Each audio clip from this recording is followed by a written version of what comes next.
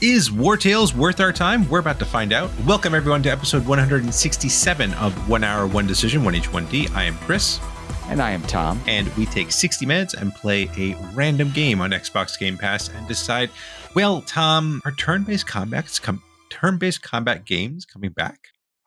It feels like they are. I think the better question is war. What is it good for? You're right. Classic.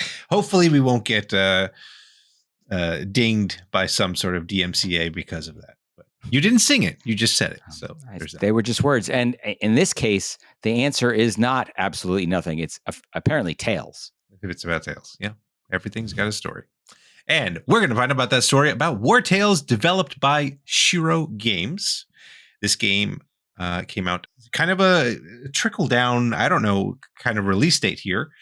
April 2023 on the PC, September 2023 on the Switch, then October 2023 on Xbox. Quite interesting. You would think it'd be easier to convert it over to Xbox, but who knows? Yeah. Maybe there was more vetting process or whatever it is on Microsoft. Curious indeed. Yeah. What else is curious? This game was 22.96 gigabytes on the PC. Tom, what about you? Curiously bigger on the Series S. Ooh. Series S. Series S. 23.26 gigabytes over here on the console. Okay. Interesting little increase in size there, but it varies. Apparently it varies when you develop games there. But what kind of game is this? I put simply tactical RPG. That is a very succinct description. I put isometric turn-based combat game ?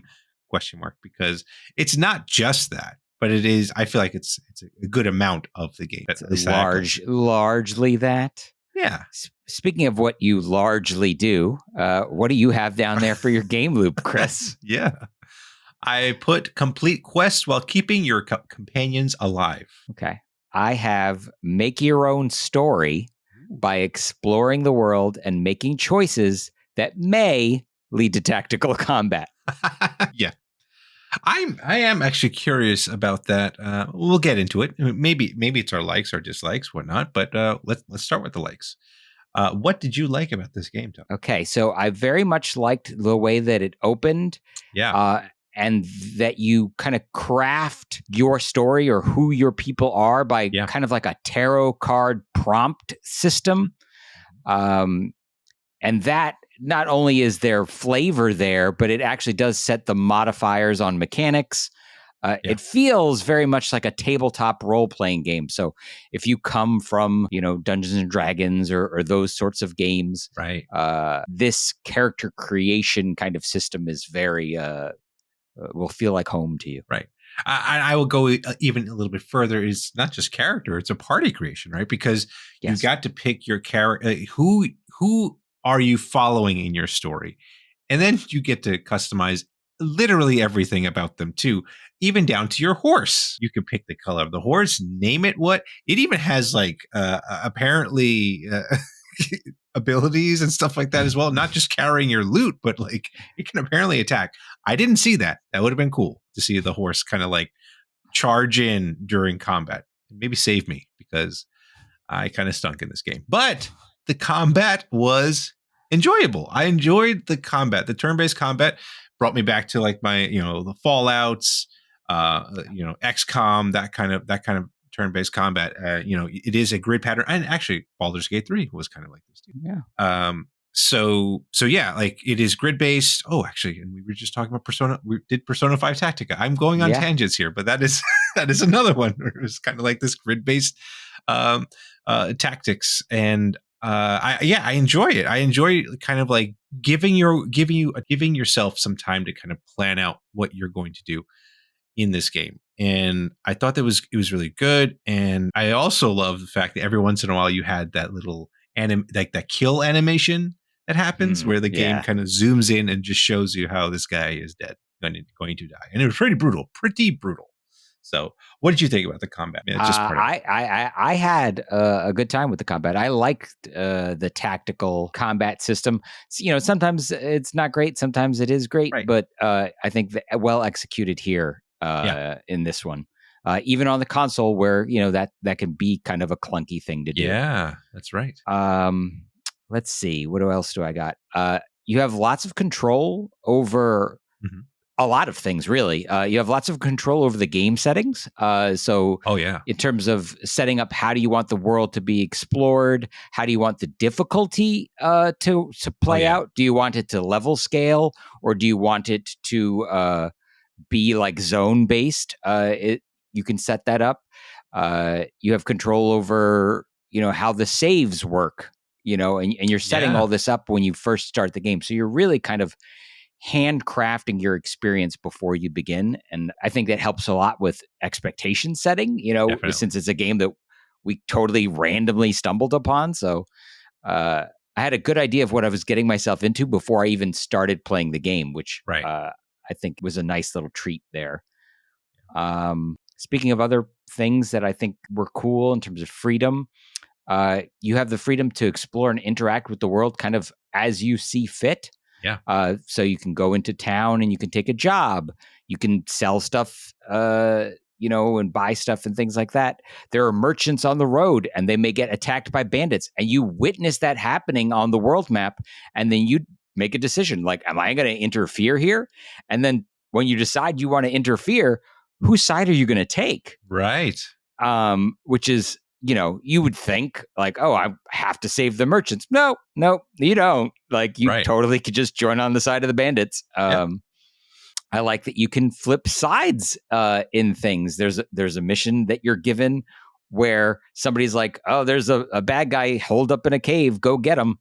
And you go, okay, I'll take care of it. Then you walk over to the cave, and then you're in the cave, and the bad guy's like, well, I'll double what that guy's paying you if you turn around and go and murder the captain of the guard who sent you here. Really? And I'm scratching my head going, that's a pretty good deal.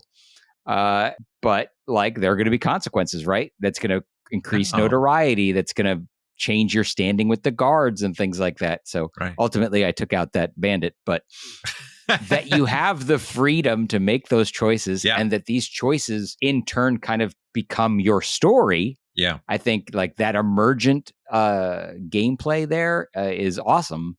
Yeah. And then there's all kinds of like mini games, like there's fishing. Yeah. And, like building things, and like there's a lot here. There's like, I was surprised at the amount of content there is in this game. I totally agree. And to kind of piggyback, I like the fact that you can change all these settings, at least the difficulty you can change on the fly, which is, I thought was really nice, really helpful, because there were, I don't know about you. I played the tactical combat. That setting for it for me was set to about on medium, and I got my face stomped in by in my first mission. Ooh. And it was like, I was like, what is going on? Like, it's challenging. The combat is definitely challenging. And it's like, and I did see like the little prompts when you're talking to people in town, how, you could be talking to a merchant, but there's an option to steal his stuff. And you're like, what is this all about? Like, what can I, like, they just kind of like drop options for you to kind of maybe play around with. And, I guess based on, like you said, based on how you play, because one of the character or groups of characters you can pick are bandits. So if you wanted to play like a bandit, guess what? You could do it. And that's really cool. I appreciate that. Almost give, like, as you were kind of talking about it, it did give me like Baldur's Gate, again, kind of talking about Baldur's Gate vibes, where I'm like, okay, well, I have a lot of choices and my choices have consequences to them. Or, it reflects in the world, which I think I didn't get as far as you did in terms of that, I guess. So I'm glad that that's there. I'm glad that's here. I also got, and as I was playing this, a couple people came on the stream and were watching me play, and they said this gave them Oregon Trail vibes. I was like, that's an interesting little note there, because I guess you're right, because you have these kind of like moments where you're going into town, you choose your thing, whatever, and like, I don't think you get dysentery, but maybe it's a possibility. But yeah, then you kind of go throughout the world and explore it and try to find your way through it. So I thought it's a pretty good way to compare the game. So yeah, plus, I would say choices matter. choices definitely matter, and this game has multiplayer apparently, and I thought that was kind of cool that you can hopefully cooperatively play together. I don't know, maybe you can be a jerk and just ruin the party and make someone grief totally someone. So there's that. Quite possibly. Anything else you got here, Tom? I think it's cool that the NPCs have voice acting. I think that helps with immersion in a game like this. I think it's really, this could have gone in my dislikes, but I liked it so much that I put it up here. So your line of sight matters here. And the game doesn't tell you that, but I discovered it very quickly when my archer shot my guy in the back because I selected the enemy in front. You know, I have a swordsman and he's engaged in melee combat with a bandit. Right. And I've got an archer back there. And I said, okay, archer, shoot that guy. And he took the shot and it went right into the back of my knight. Yeah. And the thing, I had a similar experience where I had, I guess my tank, in this case, the guy who's got the big hammer. And I had to take out this guy. He has his one move that you swing, and it is in an arc. And one of my other characters was in that arc, and I couldn't move them because the way the tactics work, or like the combat works, is you pick who you want to use in that particular round, and it's kind of like you go, they go, but sometimes you get 2 turns or 3 turns, and then like you can go and use your characters in that way. But that was my last turn. I couldn't move that guy because I already used him. And so I took my swing. I hit who I need to hit plus my other character.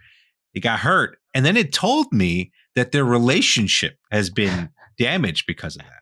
So I was like, wow. So you have to deal with that. You have to deal with the fact that you can sour your companions and how they treat each other later on in the game. I'm like, what is going on? Like, this is crazy. This is absolutely crazy. So I thought that was cool. A little bit of a sadness because I hurt people that I apparently care for. And so there's that. So yeah. And on top of like the characters that you pick, you also can hire people in town, which I thought was cool. And then you have to share your wealth with them, otherwise they leave. And I don't know what I didn't hire anyone yet, but I was like, okay, it's cool that I have that option to add someone to my party and increase my chances in potentially winning said missions. So yeah, that's what I got. So anything else here, Tom? Or shall we get to our dislikes? I think I'm done singing this game's praises. It's time to start with my lamentations. Go, please. Should not surprise anybody who's been listening to this show for a minute. I spent 10 minutes doing prep work to begin the game, and frankly, I hardly did customization. Like, it's so deep that I could have spent an hour, like 100% making those choices. Yeah. That's a personal problem for me, right? Your mileage may vary there. You can just randomize everything if you want to, or just go with whatever the game, goes by default. Right. So that's there if you just want to close your eyes and click a bunch of times, Yeah. Speaking of default things, I did have a problem with the default volume. It was very low for some reason. And I noticed that was made even more present by the fact that there isn't an opening cinematic. Yeah. So the game just kind of starts, and I was like, it's very quiet. Like, what is happening here? Yeah. Whereas like if there was an opening cinematic and it was low, you'd be like, oh, I need to, tweak my volume settings here and get the volume tuned in. But yeah, and I feel like the games that we've played recently, they've been really loud. So it's also, I guess, kind of shocking to then come into a game. Maybe we're in the stage of hearing loss because of all those things. Maybe that's what's happening. Could be. We're getting old. We're getting old. So let's try to balance that out. Maybe Xbox, the system should be able to at least help master those volumes when you're loading in, I would think. But hey, whatever. But I will say, Tom, that this game is freaking hard, even on medium. It's hard. I even turned off the surviving, or like turn that option all the way down because I was like, I don't want to deal with that. But yeah, like the combat was like, even though it was satisfying, it was freaking a challenge because one wrong move and these guys will take your head off. So that was unfortunate. And I thought that this is a game where they really did not do too much with the tutorial. Like they kind of told you like, here's your positioning, this is what it is, and it's like, okay, have fun. I'm like, okay, I guess I can win. And like the first battle that you go through, it's, that was a cakewalk. I was like, oh, this is not bad. This is pretty easy. And then I get my face smashed in by these other guys. So I was like, what's going on? That's not how you play a game. But I don't know. I mean, that's how I play. So. Well, yeah. And piggybacking off of that, right? Yeah.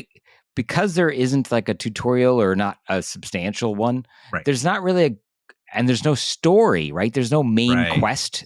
Yeah. There's no real clear direction on what I should be doing at any given point in time. Right. So while you make your own fun, you have to make your own fun. Right. Right. There's not a optional main story. There just isn't one. Yeah. Yeah. And like right after I killed those first group of bandits, I was like, okay, what am I supposed to do? Like I felt like the same way where you. I was pretty aimless. I was like, okay, I guess let me just keep moving around. And then eventually we find the first town, and I'm like, okay, cool. So I can buy stuff. That's great. But how do I make money? Because I need to make I have to get currency.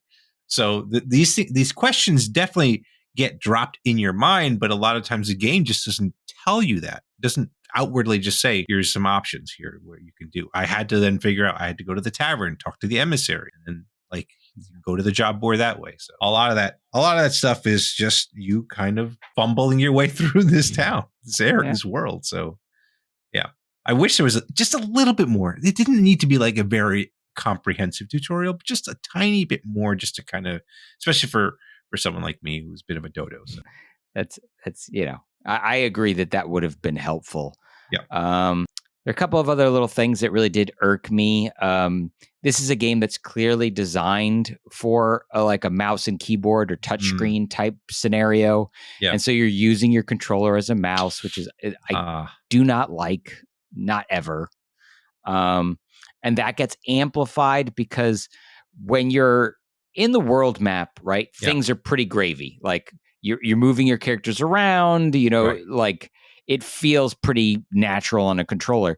But then when you get to a town or something like that, all of the locations are like these static clickable scenes. Right. Yeah. So on a controller, that means you're mousing around to interact with things. Yeah. Instead of moving your character over to talk to somebody. Sure. Or even snapping to things, right? That would have been nice too. Yeah. So, it's clearly a stylistic choice that they made. Right. I don't like it, but maybe some other people would. Since you are playing as a group of characters and not just a character, right. I understand why you might want to include that level of abstraction. Sure. Where it's sort of like the party arrives at the destination and the party speaks to so-and-so. Yeah. As opposed to moving like character number one over there. Yeah, like a typical JRPG where everyone just merges into that one person and you walk around. Yeah. Yeah, I agree. And the other thing, I feel like this game, I am harping on how this game is hard, but I feel like the game tries to punish you more than help you. I don't know if you got that feeling, but there was just a lot of times where, like there's like like again, going through combat, there's like bear traps and stuff like that are there. You have to be aware of where your characters are at all times. So it's just like, and then when you complete it, not everyone levels up. Certain people get leveled up, and then you're like, okay, so is it because they didn't do anything that they don't get more experience than someone else? Like, I don't know. That's where you're just kind of fumbling through this world and just trying to see how you can get everyone on the same page in terms of your companions. So I don't know. That's how I felt about it when. Well, and I'll agree with you that as a consequence of the way that it's a party system and you're not anchored to a character and you're not anchored to a main story, like you're going to lose people. Yeah. And so like as you lose characters and then, hire new people to fill those slots in your party, like are you ever really attached to any of these people, right? Like probably not in the same way where you have a narrative game where they're, where the game's working hard to make you get attached to them. Sure. And actually, yeah, you bring up a point where that's one of the difficulties too, right? Where death can be permanent, or a party member could leave and never show up again, or whatever it is. So that just the like, again, it's just like they're just trying to scare you into not even playing this game. We're just like, hey, just FYI. I mean, this is why I stopped playing XCOM 2, because I was like, or 3. It's 3 anyway. That the more later version of XCOM, where they said like these characters can die at any point, and you're like, well, I just wasted all my time leveling up this character, and now he's dead, and I'm just like sitting here in my pool of sadness. So yeah, there's that too. But yeah, that's that's what I got with my dislikes. Anything else you got here, Tom? One last little pet peeve for me, which is that what looks like a fast travel, which was like return to town, is not fast travel. It just reloads your last checkpoint that you made in town. Wow. Now, it does kind of warn you about that before you do it. So thank goodness for that. But I would like an ability to, go, that would be nice, fast travel, at least to someplace I've already been. Right. Right. Because it's like when it's time to like cash in, you take a job in town, you're way out here and you want to return to town and cash that job in. Yeah. You have to make your way back to town, and maybe you get attacked by bandits. Maybe like a lot of things could happen to you on the way. Yeah. Maybe you just are really hungry, or you need to sleep, or what I mean? Like, exactly. It's about the journey, not the destination, apparently. Yeah. Yes, very much. I mean, it's clearly by design, but All right, cool. So I guess we can get to our other thoughts here. This game is Xbox Cloud capable. It has Xbox Cloud saves, and it has cross-platform co-op. So PC and Xbox players can play together, and that's kind of cool. How Long to Beat says this game, just if you mainline it, 39 hours. But if you do a bunch of the other side quests and whatnot, you're getting close. You're pushing 90 to 100 hours easily in this game. I'm really curious what completing this game looks like. Yeah, that's true. Since it doesn't really spell out to you an end objective. Right. Maybe you just win. You just take over the entire world. I don't know. Yeah, that's a good question. But what do you got here, Tom? Okay, so I've discovered the game was developed in France. I always think it's interesting to see how international these games are that we're playing. Players can decline any quest. So there is literally nothing that you have to do that you don't want to do. Which is interesting, right? I don't know if I've played a game, but it's hard to think of a game where you could just say no. Like, I don't want to do it. I just don't want to do it. And there's no penalty for that. There's no consequence. Right. I mean, other than, I guess, being poor or not being able to feed your men and them deserting or something like that, but no like immediate consequence. Like, the guards don't turn on you or something. Right. So it is really a very open experience for anybody who's looking for that. You mentioned the multiplayer. Yeah. I found out that this developer also made the Evoland series. So people who are familiar with that may be interested in this. And if you're a fan of Frank Herbert, Dune, they made the RTS game Dune Spice Wars. Oh, and I believe that is on Game Pass as well. Want to mosey on down to Arrakis? Yeah, wherever. Topical. Yeah, it's quite topical. Maybe. I don't know. Anyway, so Tom, we do need to find out what we are going to be doing with this game. Are we keeping this game Wartales on our respective hard drives, or abandoning it like one of those quests? That's a good question. So I found it quite strange that my hour went by quickly, despite the fact that there's no main quest, right? It's easy for your time to kind of dissolve when you're like really hyper-focused on what you're supposed to be doing. Yeah. But in this game, I wasn't really hyper-focused on what I was doing because I didn't really know what I was supposed to be doing. Yeah. So it wasn't something I thought I would enjoy, but for some bizarre reason, I liked it, and I want to at least give it some more time. Yeah. There's something here. Yeah. I'm actually going to agree with you on this, because as challenging as this game was, there was just something about this game that just kept scratching at me to keep playing it. It was like an itch that this game really scratched for me. And it was very satisfying. And because of that, yeah, I agree with you. I'm going to keep this game too, and I keep trying because well done, Shiro Games. You somehow didn't give me a story, but somehow gave me gameplay that compelled me enough to keep going past an hour. So there's that. And Tom, you got Tom to do it. Yeah, unanimous. Yeah. Yes, unanimous.